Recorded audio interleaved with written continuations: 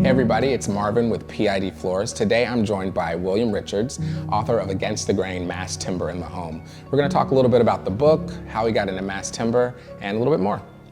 So welcome. Hi Marvin, how are you? I'm good, how about yourself? Very well, thanks. Good, good. So tell us, mass timber, what inspired you to be involved with that and write a book about it? Well, as a writer, and writes about architecture and communities and sustainability and the economics and business of architecture, I'm always interested in what's happening in terms of the actual production of architecture, but also how architecture can improve our communities and our environment. So mass timber seemed like a natural step. I've written about renewable materials before. One of my books is about bamboo in architecture and design. And I've written lots of pieces for magazines about sustainability. So mass timber is really exciting because it's a movement as much as it is a strategy for building and design. And that movement has gained a lot of momentum in the last 10 years. And I think that it's really going to transform the building industry. So you mentioned community. So what's the connection between mass timber and how that can be an improvement for communities? That's a really good question because I think that one of the things that we all face in our lives wherever we live is construction. Buildings are going up all the time, being adapted, renovated, built from scratch. There's a lot of construction activity around them. And one of the benefits of mass timber is that it's prefabricated off-site and trucked to a site and hoisted into place by a crane. And that reduces the amount of construction time on site. And it also, in reducing the embodied carbon of the project, it also just is better for a neighborhood, for a community. It's less time to completion. So that's one literal benefit. But one of the other benefits is known as biophilia. And biophilia is the degree to which we feel connected to our environments and the degree to which the materials in our environments, the natural materials in our environments, can have a beneficial impact on our health, on our outlook, cognitive functioning, all the different things that we classify as wellness. And the reason why is because studies have shown, and there are lots of studies to cite, that natural materials and the natural environment is beneficial. And so to live among wood in the way that a mass timber project asks you to do is to enter into a healthier environment and live in a healthier environment. Now, what inspired you to write Against the Grain, specifically in relation to mass timber in the home? Well, mass timber as kind of a burgeoning movement has been most notable and covered the most in the press because of this race to build taller and taller buildings with it. And that has a lot to do with code adoption, it has a lot to do with fire ratings, it has a lot to do with the hard work that a lot of architects and a few specific ones have put into getting mass timber adopted in more and more places. And that race to build taller and taller has been really inspiring. But I also feel as if mass timber, there was a real gap there in terms of how mass timber could be applied. And the fact is that there's no reason why it can't be used in the single family or multifamily residential context. And so trying to basically fill that gap and say there are some great examples out there.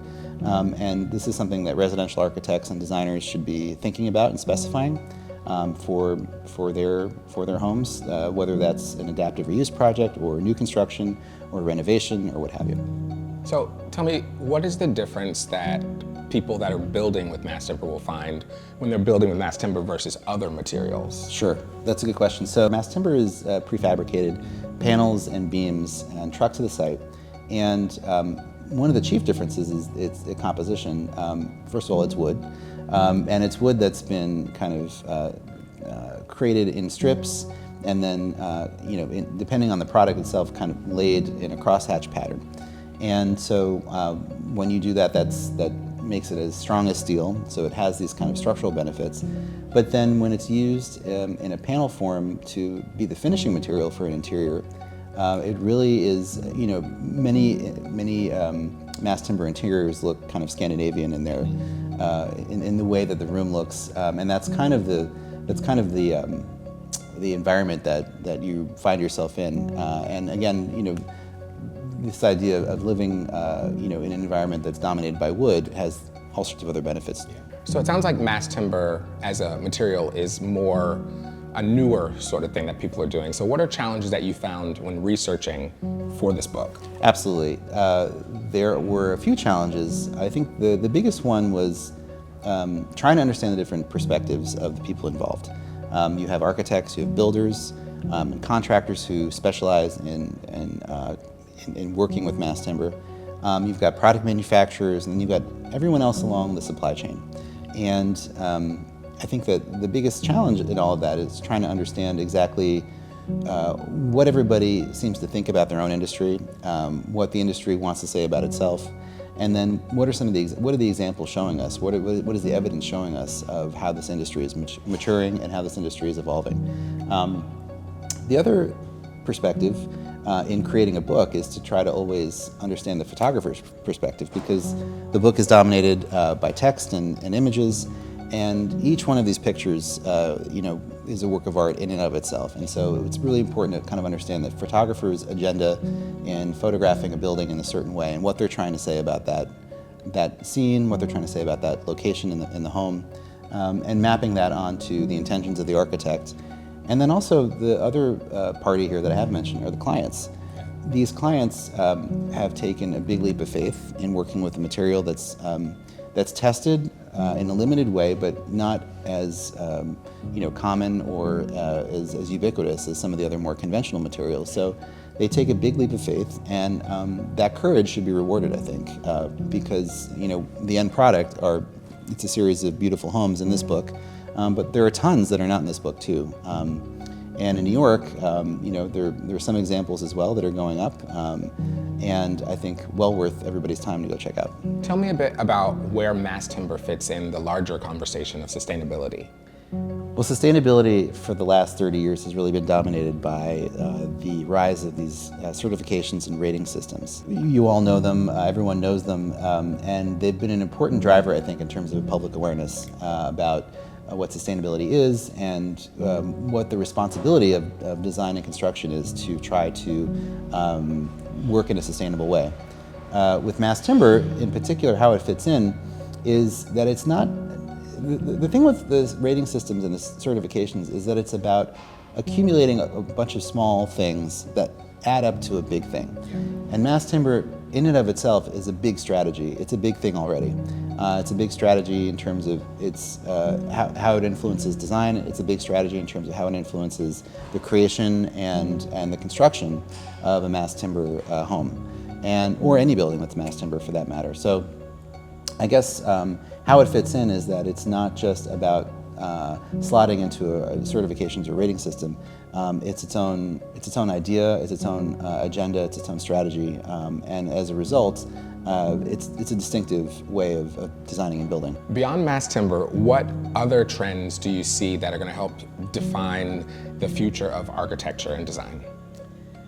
That's a big question, but I would say that there is a big area that everyone's talking about, which is AI, and how artificial intelligence is going to transform design, transform construction. And I think there are, right now, of course, artificial intelligence across the board.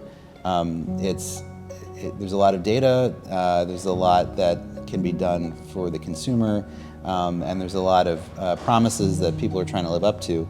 But I think in terms of architecture itself, it will come to bear on how materials are specified, and I think that it can make that material specification process quicker, more comprehensive. AI can help designers draw upon a richer set of sources to be able to find just the right material that's going to be sourced in a sustainable way, transported in a sustainable way, and used in a sustainable way. But I also think that there are obviously some threats that AI poses in terms of design, in terms of the work of the designer. My hope is that AI will make the tasks of design easier, but of course not replacing the act of design itself. Yeah. So, tell me, what has been the most rewarding feedback you've received about the book? well, I think the most rewarding has been its design, and that's always the first thing someone notices. It's a really nice book. Thank you very much. Well, it was designed by my wife, Pascal Vonnier, and she did a fabulous job on it. And but beyond that, if people bother to read it, I think I think the next thing that they get to is that it's rich in stories about these projects, and it's rich in stories about the architects and the clients and the builders who created these homes. And so altogether as a package, I think it's, I'm really proud of it as a snapshot of what's happening, but I'm also eager to see what happens in 10 years and to be able to revisit this in 10 years to see how the industry has evolved and how mass timber has matured. Okay, one final question, coffee or tea? Coffee. Coffee, wonderful. Well, William, thank you for joining us, and thank you for joining us. I'm Marvin, and this is Beyond the Surface.